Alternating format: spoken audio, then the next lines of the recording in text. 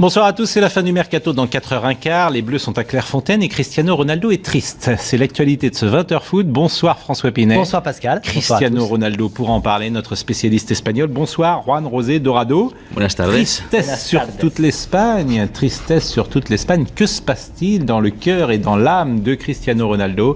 Avec vous, on va essayer de le savoir. Mais j'allais dire l'Espagne s'est arrêtée. Non, j'exagère un peu. Mais on en parle beaucoup dans les quotidiens espagnols. En tout cas, le blues de Cristiano Ronaldo. Le blues du businessman. En une des journaux, le blues du millionnaire. Regardez ces unes avec d'abord As. Alors je vais vous mettre à contribution Juan José. Ça ne devrait pas vous poser trop de difficultés. C'est de l'espagnol. Todo tiene solution, tout a une solution. Donc, Marca qui va nous parler des raisons, et nous on va y venir aussi dans cette émission.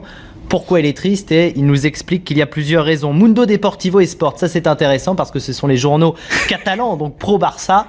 Triste égale dinero. Triste égale argent. Voilà, ils ont déjà leur explication du côté des Catalans. Et puis Sport avec le scandale qui s'affiche en une pour ces bouderies de Cristiano Ronaldo. Et on l'a découvert ce scandale dimanche soir après le match du Real durant lequel Cristiano Ronaldo avait marqué pour le Real. Aujourd'hui on a une image, c'est avec la sélection portugaise. Oui, parce qu'il faut rappeler, voilà, contre Retafe il a marqué 2 buts, ses 2 premiers buts en Liga. Il ne les a pas fêtés, il a manifesté ostensiblement son mal-être. Aujourd'hui pas de déclaration pour Cristiano Ronaldo. Là ce sont les images d'hier quand il est arrivé au Portugal avec la sélection. Il affrontera le Luxembourg et l'Azerbaïdjan pour les qualifications du mondial. Pour que les choses soient claires, voilà ce qu'a dit Cristiano Ronaldo après le match contre Retafe.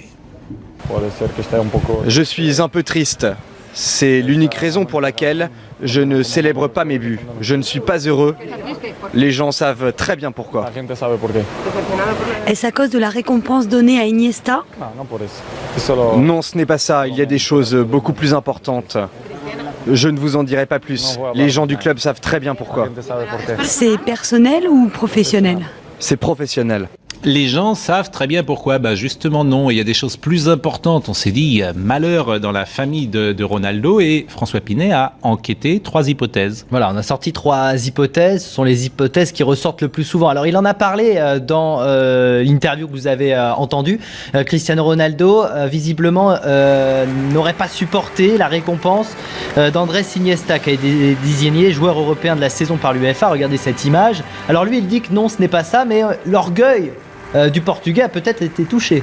Il a été touché certainement parce qu'il attendait quand même cette récompense après avoir raté entre guillemets le ballon d'or. Lui, il s'est senti forcément délaissé. Alors on enlève quand même cette hypothèse, d'abord parce que Cristiano Ronaldo l'a démenti, et on va s'intéresser peut-être à une autre hypothèse peut-être plus féminine, une piste féminine. Alors d'abord peut-être dans les vestiaires du Real Madrid, parce qu'il se dit que Cristiano Ronaldo se sent mal aimé dans ce vestiaire, et d'ailleurs aujourd'hui dans le journal Marca, Arbeloa rassure son coéquipier du Real: nous allons tous l'aider, les joueurs, le club et le public. Je n'ai pas entendu parler d'argent ni d'une quelconque intention de s'en aller.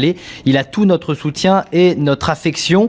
Il se sent effectivement peut-être mal aimé parce qu'il y a, d'après les journaux espagnols, un problème avec Iker Casillas, qui ne viendrait pas des 2 hommes, mais des femmes, des compagnes de Casillas et de Cristiano Ronaldo. On vous a sorti cette image puisque Sara Carbonero, qui est la compagne d'Iker Casillas, visiblement a traité plusieurs fois, puisqu'elle est journaliste, Ronaldo d'égoïste et d'individualiste. Ça n'a pas plu à la compagne de Cristiano Ronaldo, qui est Irina Shayk. Est-ce que c'est probable? C'est probable d'ailleurs, effectivement, mais on oublie que Sara Carbonero est journaliste. Elle a quand même les droits d'exercer son métier, qu'elle exerce quand même en tant que journaliste sportif. Donc, elle a traité d'égoïste à 2 reprises Ronaldo. Effectivement, et donc les relations entre Casillas et Ronaldo sont moyennes. Mais entre Casillas et Ronaldo, c'est plus loin, parce qu'il y a eu des affrontements dans le vestiaire depuis l'arrivée de Ronaldo et surtout depuis l'arrivée de Mourinho. Mais récemment, après le match de Retafe, il y a eu des critiques très dures des Casillas envers Mourinho, qui visait entre autres Ronaldo, puisque vous savez que Casillas a accusé Mourinho d'avoir un traitement de faveur par rapport à certains joueurs, et c'est là où aussi où Ronaldo s'est senti visé directement. Alors on entre vraiment dans le vestiaire avec vous et même plus dans la maison des Ronaldo, pourquoi pas. Fiorentino Pérez, le président du Real, qu'est-ce qu'il dit? Parce que Ronaldo, voilà, il ne se sent pas soutenu dans le vestiaire par ses coéquipiers, mais aussi par les staffs et les dirigeants. Et la preuve en est, puisque le président du Real se sentirait trahi. Il a réagi après donc le blues de Cristiano Ronaldo. Pourquoi tu me dis ça aujourd'hui avec le marché presque fermé et sans qu'on puisse réagir? Sous-entendu, il ne serait pas contre un départ de sa star, Florentino Pérez. Alors la troisième hypothèse, parce qu'on prend un peu de distance et de dérision quand même pour traiter cette affaire-là, bien évidemment, vous l'aurez compris, la troisième hypothèse, qui est sans doute la vraie, c'est que ce coup de gueule, c'est lié à l'argent. Il n'est pas assez payé. Alors d'après le Mundo Deportivo, depuis 4 ans, son contrat n'a pas été réévalué. Et du coup, Cristiano Ronaldo, dans la hiérarchie des joueurs les mieux payés, se trouve à la 10e position, derrière Eto'o, qui est parti, on le sait, à l'Anzi Makashkala, derrière Ibrahimovic, qui a été recruté cette saison par le Paris Saint-Germain, et derrière, bien sûr, Messi, son adversaire du Barça, qui est mieux payé que lui et qui a été plusieurs fois réévalué à 5 reprises depuis 2005. Rooney avait fait la même chose. Il y a une sorte de jurisprudence Rooney, parce que quand on veut se faire payer, on fait la gueule. Voilà, c'est peut-être des menaces finalement pour se faire augmenter Cristiano Ronaldo, qui tenterait, comme Wayne Rooney à l'époque, de faire augmenter les enchères. C'était en 2010 que Rooney avait déclaré qu'il allait quitter Manchester. 2 jours plus tard, il signait un contrat de 14 millions d'euros par an avec Manchester United. Évidemment, le cas Ronaldo a déchaîné la planète des réseaux sociaux et notamment Twitter. Parmi le nombre de réactions, il y en a une qu'on a voulu mettre en exergue, François. Voilà, c'est celle de Pierre Ménès, parce que d'abord parce qu'on l'aime bien. Il y a quelques heures, et c'est vrai que c'est ce que se dit un petit peu sur la toile en règle générale. On critique bien sûr l'attitude de Cristiano Ronaldo. C'est assez ironique bien sûr de la part de Pierre Ménès. Très brillante attitude de Ronaldo au Real, vraiment la classe. Il pense bien sûr tout le contraire. Alors on va partir dans une seconde en Espagne avec Clément Perrault qui nous dira comment l'Espagne vit ça. Mais l'Espagne traverse une crise majeure, nous sommes d'accord, une crise plus forte même qu'en France. Comment peut-on imaginer que Ronaldo fasse cela dans ce pays en ce moment? Écoutez, je vais utiliser le mot qui a été utilisé par Michel Platini quand Ronaldo est arrivé chez le Real Madrid et le 96 millions. Il a parlé. C'était indécent payer 96 millions. Mais effectivement, c'est indécent de demander aujourd'hui d'être monté à 14 voire 16 millions d'euros net par an, quand effectivement l'Espagne... Alors, on ne se connaît pas, c'est une hypothèse. On ne sait pas s'il a demandé à être augmenté. C'est ce qui se dit dans les médias espagnols. Mais écoutez, si on écoute Michael Essien qui attendait devant la porte de Florentino Pérez quand il est sorti, Ronaldo, de cette réunion, vu la tête de Ronaldo, il est clair qu'ils avaient parlé d'argent. D'ailleurs, on ne va pas rencontrer le président si on ne va pas parler d'argent. Alors, comment justement, précisément, l'Espagne vit-elle cette mini-affaire? Clément Perrault est en Espagne. Aujourd'hui en Espagne, les états d'âme de Cristiano Ronaldo donnent lieu à bien des commentaires. C'est vrai que dans un pays en crise où le taux de chômage est de plus de 24%, beaucoup ont beaucoup de mal à s'apitoyer sur le sort de Cristiano Ronaldo, qui donne l'impression d'un footballeur milliardaire déconnecté des réalités. Je vous propose d'écouter aujourd'hui la réaction des Espagnols. S'il n'est pas content avec tout ce qu'il gagne déjà, qu'il s'en aille. Et pourtant, je suis un très grand supporter du Real. Quand on voit la crise que traverse le pays, s'il est triste par rapport à ce qu'il gagne, c'est vraiment lamentable. Il devrait aller travailler dans les champs, ramasser les patates ou les oranges. Comme ça, il pourrait s'amuser et ne serait plus triste. S'il jouait mal, il ne proposerait même pas de rendre l'argent. Il a signé pour 5 ans, donc il doit respecter les termes de son contrat. Avec cette sortie médiatique assez maladroite, Cristiano Ronaldo a sans doute écorné son image et s'est mis une pression inutile pour la saison à venir. Et il y a évidemment quelque chose de choquant, d'indécent dans l'attitude de Cristiano Ronaldo. Et puis il y a la presse espagnole qui évoque un départ de Cristiano Ronaldo du Real Madrid. On a parlé même du Paris Saint-Germain. Oui, on a parlé du Paris Saint-Germain, on a notamment parlé de Manchester City qui serait prêt à payer 120 millions, mais aujourd'hui qui est prêt à mettre au moins une centaine de millions d'euros pour récupérer Ronaldo, qui a quand même encore 2 années de contrat avec le Real Madrid.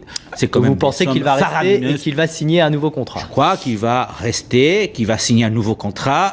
Est-ce que va-t-il forcer son départ? Je ne crois pas. Aujourd'hui, je vois mal qui va payer ces sommes-là. Nous restons en Espagne avec une dernière information et celle-là, elle a de la classe. Ouais, c'est Eric Abidal qui va certainement retrouver les terrains peut-être plus tôt que prévu.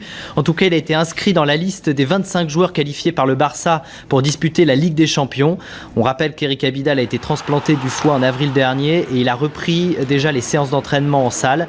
Son dernier match qui remonte au 29 février dernier, c'était avec l'équipe de France contre l'Allemagne. Si un club de football souhaite acheter François Pinet, il a jusqu'à minuit ce soir. Le mercato s'achève bon buteur, dans 4 heures. Je peux dépanner de temps en temps. Et nous allons tout de suite rejoindre en direct de la Ligue professionnelle de football François Marchal. François, vous allez être en direct quasiment jusqu'à minuit sur Infosport Plus. Qu'est-ce qui va se passer jusqu'à minuit, François ? Alors ici, au siège de la Ligue de football professionnel, ils sont 7 membres de la Ligue à attendre les derniers mouvements des différents clubs français qui ont jusqu'à minuit donc pour enregistrer ces mouvements dans le sens des arrivées ou des départs. Ça se fait par informatique, ça ne se fait plus comme avant où on apportait une enveloppe à la poste de Paris, du Louvre pour avoir le cachet de la poste avant minuit. Cette fois, c'est par informatique. Et donc les dernières transactions doivent être enregistrées avant minuit. Cela dit, Arnaud Rouget, le directeur des activités sportives de la Ligue, nous disait tout à l'heure qu'il y aurait sans doute moitié moins de transactions que la saison dernière. Ça s'explique par le fait que la Ligue a décalé la date de clôture au 4 septembre par rapport aux autres championnats et puis par le fait aussi que bon nombre de clubs français connaissent des difficultés financières cette saison. Merci François Marchal, la soirée sur Infosport Plus jusqu'à minuit. Ce mercato, il a commencé et quasiment il est fini du côté de Lyon puisque Chris, c'est une nouvelle qui va nous attrister un peu parce que ça a été un joueur majeur de cette période-là. Chris a quitté l'OL ce matin. C'est une vraie page qui se tourne à Lyon puisqu'il était là depuis 8 ans. Celui qu'on surnommait le policier, défenseur brésilien de 35 ans, a été transféré hier à Galatasaray, club turc, pour 1,250 000 euros, 1 250 000 euros.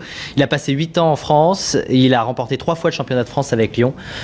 C'est un petit peu triste de le voir partir. Même si son niveau avait baissé ces derniers mois. Chris, un peu de tristesse et d'émotion ce matin. C'est une page qui tourne. C'est une autre qui commence à s'écrire. Donc je suis content, mais en même temps je suis triste parce que je vais quitter un club où j'ai joué 8 ans, où j'ai passé des belles choses, j'ai vécu des belles choses. Et c'est un club que je vais garder dans mon cœur.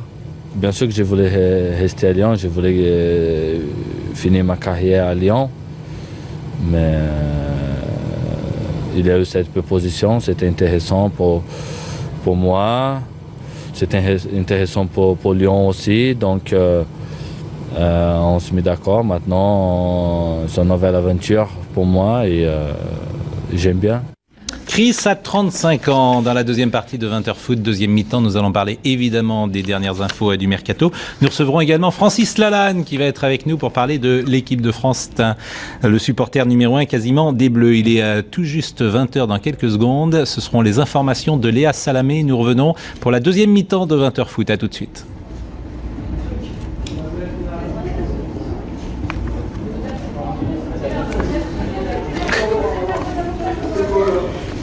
C'est quoi la blague là? Normalement, 20h Foot.